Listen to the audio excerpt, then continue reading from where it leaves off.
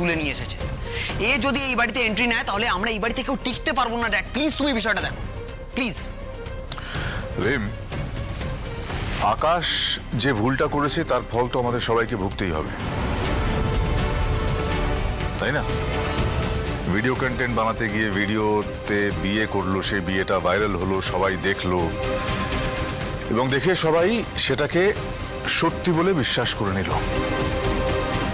এখন যদি বিয়েটা আমরা অস্বীকার করি তাহলে আমাদের হিউমিলিয়েটেড হতে হবে, তাই আর কিছু করার নেই।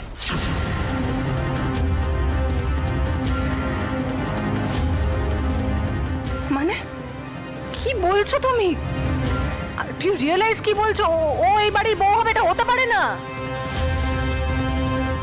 কিছু করার নেই রিম, অন্তত সোসাইটিকে দেখানোর জন্য আমাদের এই বিয়েটা অ্যাকসেপ্ট করতে হবে।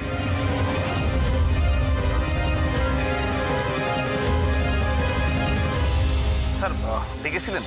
হ্যাঁ আসুন আসুন, আপনাদের ডেকে পাঠিয়েছিলাম। ইয়েস, আপনাদের তো আক্ষেপ ছিল আমার ছেলের বিয়েতে আপনাদের কাউকে ডাকিনি বলে, তাই না? আগামী পরশুদিন আমার বড় ছেলে আকাশের সাথে মাটির রিসেপশন।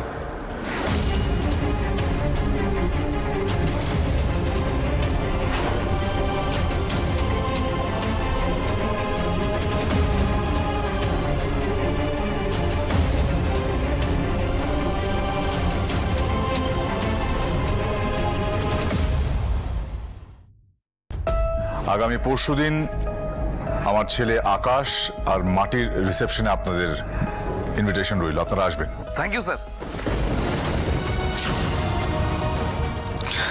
মিস্টার লাহিড়ী, আমি কিন্তু তোমার হাতের পুতুল নই।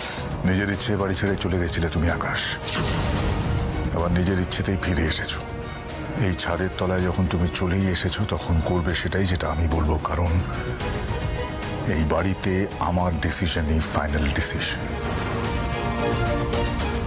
বলছিলাম স্যার, নতুন বইয়ের তো গৃহপ্রবেশ হয়নি, তো গৃহপ্রবেশটা দেখে যাই স্যার। হ্যাঁ মানে বরণ তো হয়ে গেছে দেখছি, তাহলে নতুন বউকে এবার ঘরে তোলার ব্যবস্থা করা হোক।